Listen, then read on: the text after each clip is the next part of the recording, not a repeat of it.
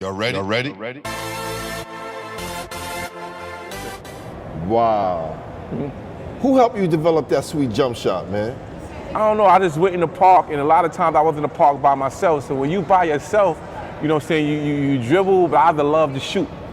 And I knew when you got to the park and they picked me to play with the older guys, I couldn't go in there. Gosh. So I had to stand outside. In order for them to keep picking me, I had to do something, bring something to the table. Right. So I know I was shooting that ball, bop. And then back in the days, you know, it was hot, no fan, nothing. I'd be in that park all night dribbling that ball. So that was one thing I love to do, is just shoot all night. We didn't really have nothing on TV like that. You stay outside, you That's hang right. out, you know, like 4 channels. You know? Listen, back then, I didn't mean to cut you off, but when you went to the park back then, if you didn't get picked, you waited all day. You have to wait all day till everybody leave to play. It was important that you had your game up to par so the older guys would pick you. And you will learn how to play and develop your game playing with the older guys. And this is why he was one of the best shooters in the city around the time when he was in high school. All right? So let's move to the years when you started to come into your own at the high. What year was that? Yeah, well, pretty much my sophomore year I was playing, I was starting. We had Sean Chopman, a few of those guys. We had a pretty good team. And then playing with Riverside, and that year in 5-star, going into my sophomore year in 5-star, I had a great summer and a great 5-star at the end of the season, at the end of the summer. Ended up scoring like 40-something in the developmental league all-star game. I started getting recruited. And I remember the first coach that called me was Calipari. You know, he's the first coach that called my house, and I was ecstatic. I like, wow, and I started getting all this mail. And then he called me again and told me he was leaving Pitt and he was going to UMass, right? So this is my sophomore year. So then, you know, I was cool with Billy Bano, you know what I'm saying, because of the Hirsch. Hirsch had me around a lot of these guys, and once I started getting recruited, and after that summer, the rest was history. He mentioned this guy named Hirsch. Hirsch was a special ed teacher at Westerhouse that loved basketball, and he would take his time to expose guys like myself, Bud, Future, you can name them. We could go forever. Jason Williams, Sweet Pea, everyone played with Lloyd. I mean with Hirsch. And he would take us up to Saratoga Springs. We would play against the prison teams. I got about 8 stitches right here from that game. Okay? And his partner was this guy named Richie the Fixer. We'll get to that another time. Oh yeah, Richie. And Ron DeClario was his man. That's how I know. That's right, those three. So I met Ron in like 7th grade, him and Hirsch at the junior high school tournament, and I became tight with Hirsch. I was like my guy. Yes. That's why I do the Hirsch Classic every year. That really means a lot to me. Hirsch was a guy who did a lot for me as a kid. You know what I'm saying? Exposed me to a lot of stuff and exposed me to people that I didn't know about then, they were in society, but looking back at it, I'm like, wow, this is who Hirsch was involved with and who he knew, but we talk about that off camera. Oh, it's crazy. Look, he was the first guy to take me to my first nice restaurant. And let me just explain this experience. We used to show up to the restaurant sweaty in uniforms and go to the nicest restaurants, and the restaurant will be packed. The people will come out with tables like the mob movies and bring us tables and set us up. It was amazing. Okay. But speaking of mom, Hirsch was kind of connected. Hirsch was one of them Jewish guys I think that was kind of connected. We're going to talk about that another time. Yeah, we talk about that another time. So, but he did show us, he did do a lot for us and take us, expose us to a lot of different things. And he was married to a black woman who's also educated, but he also educated us, you know, about a lot of different things about life. And I really appreciate the role he played in my life as a coach and a teacher. No doubt. And I was one of the lucky ones who played from Lincoln because my coach always told us to stay away, and I'm the only guy who kind of stayed. So salute to Hirsch, told you to stay away from Hirsch? Yes. But he was tight with Hirsch. Was tight with Jack Ringo. Yes. He was real tight with Jack Ringo. But then that's another story. We'll get to. There's so much history right here. All right. So let's get to the question of the night.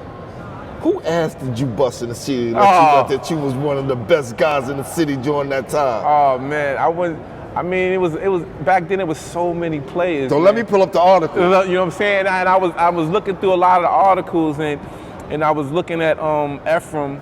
We said like he was mad he wasn't McDonald All-American, but there was so many players. And in my senior year, I didn't make All City because we got upset by Ephraim and them. So Ephraim and and Big Hector made it.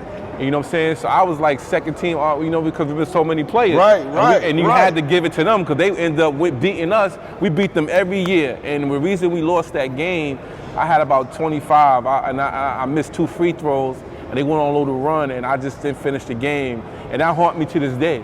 And my high school coach brought that up to me 10, 15 years ago. He said, yeah, bud, we should have won that year. That was my year, and you missed those free throws. He brought that up to me like 20 years later, and that's bothered me. But we had 6 Division I players on that team. Right. Myself, Mike Pollard, Will Davis, 7'2", he went to Miami, and Wolford Kincoldi, he was on that team, but he had got thrown out.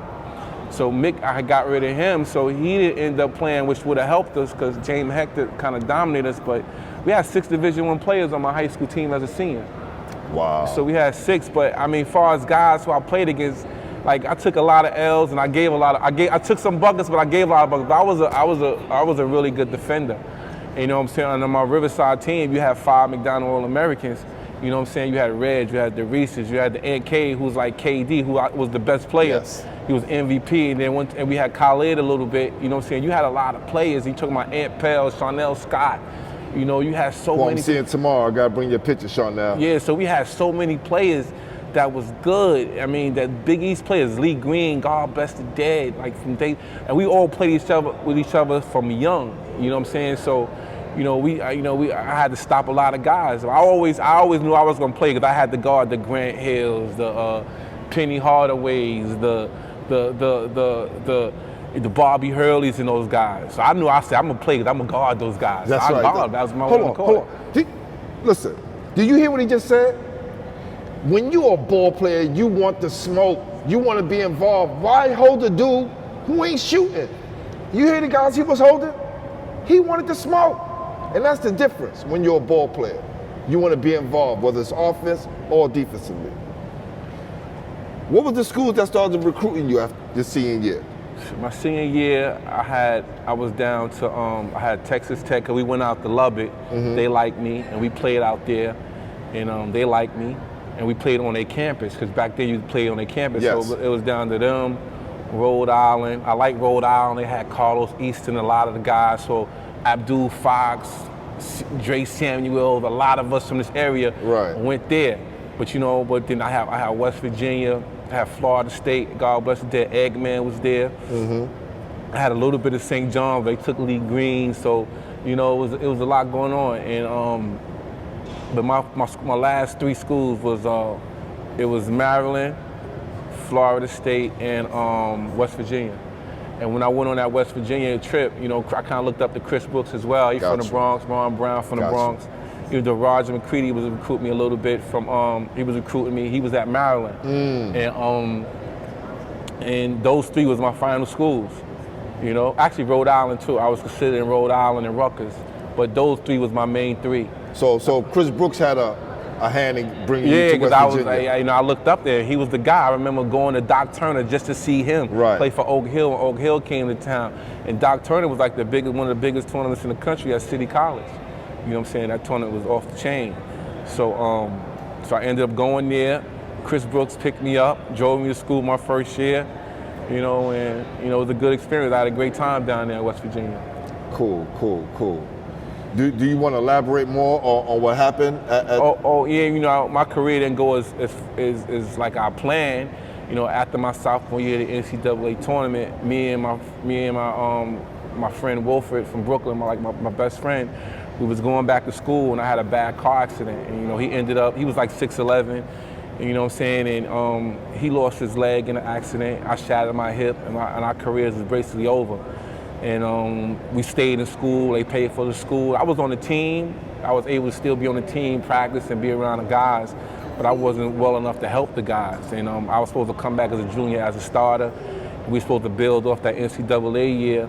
and it never happened for me, you know. So I stayed there. I got my degree, and they like me. And it's important for kids to understand. It's nice to be important, but it's more important to be nice for people to like you, because they paid for my grad school. They got me in the School of Medicine, so I got my master's from the West Virginia School of Medicine.